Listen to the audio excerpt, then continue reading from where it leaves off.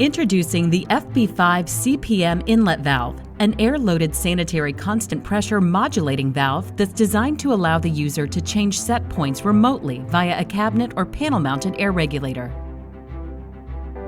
The JR regulator is used to adjust the set point range. This can also be achieved with an I2P transducer or a direct air load.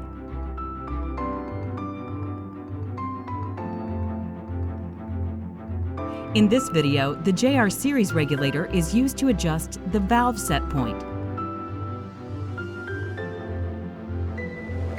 The valve is normally closed, and when inlet pressure increases above the valve set point, the change in pressure is sensed by the diaphragm, pulling the plug away from the seat to maintain constant inlet pressure, whereas a decrease in the inlet pressure below the air set point causes the air load to force the diaphragm and plug towards the seat into the closed position.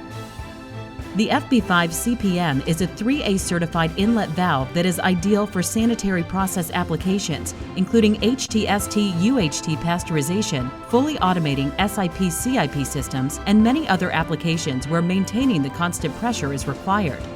The CPM serves a wide range of markets, including dairy, food, water, and beverages.